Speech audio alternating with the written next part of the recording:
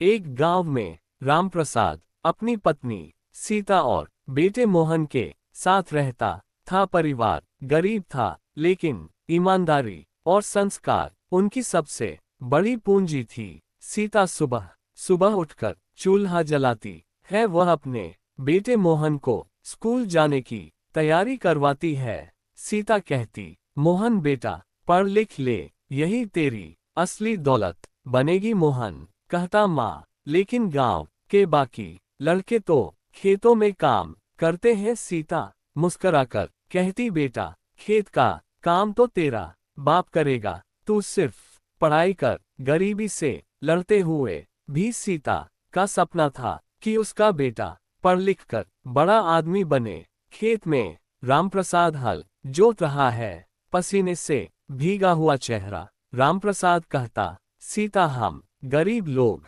पढ़ाई लिखाई में कहाँ उलझे। मोहन को भी खेत संभालना सीखना चाहिए। सीता दृढ़ स्वर में बोलती है, नहीं, उसका भाग्य हल से नहीं कलम से लिखना है। पिता को यकीन नहीं था, लेकिन माँ ने हार नहीं मानी। मोहन स्कूल जाता है, उसके पास किताबें पुरानी है, जूते फटे हुए। सहपाठी उसका मजाक उड़ाते हैं, देखो देखो, फटे जूतों वाला। मोहन आ गया। मोहन चुपचाप आंखों में आंसू भरकर बैठ जाता है। मास्टर जी कक्षा में आते हैं। मोहन, तेरा होमवर्क सबसे अच्छा है, शाबाश। गरीबी ने उसे झुकाया, लेकिन मेहनत ने हमेशा सहारा दिया। एक रात सीता तेज बुखार में तप रही है। घर में दवा नहीं है। रामप्रसाद बेबस होकर, पैसे कहाँ से लाऊं, खेत की फसल अभी तो तैयार भी नहीं हुई। मोहन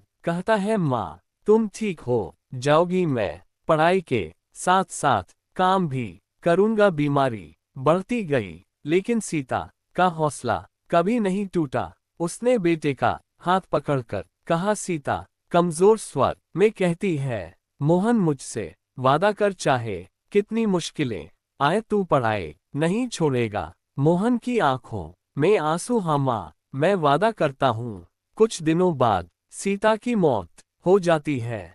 पूरा घर शोक में डूब जाता है। माँ की चिता जल रही है। मोहन माँ की याद में तड़प रहा है। माँ चली गई, लेकिन उसका वचन मोहन की आत्मा में बस गया। मोहन खेतों में काम करने के बाद रात भर दीपक जलाकर पढ़ाई करता है। गांव के लोग मजाक उड़ाते हैं, पढ़ लिख कर क्या करेगा, आखिरकार हल ही तो उठाना पड़ेगा। मोहन दृढ़ स्वर में कहता है, मैं माँ से किया वादा नहीं तोड़ूंगा। मोहन पढ़ाई में गांव का पहला लड़का बनता है, जो शहर जाकर कॉलेज में दाखिला लेता है। रामप्रसाद अब बूढ़ा हो गया था। उसने भी मान लिया कि सीता का सपना सही था। कॉलेज में मोहन को स्कॉलरशिप मिलती है। वह डॉक्टर की पढ़ाई पूरी करता है।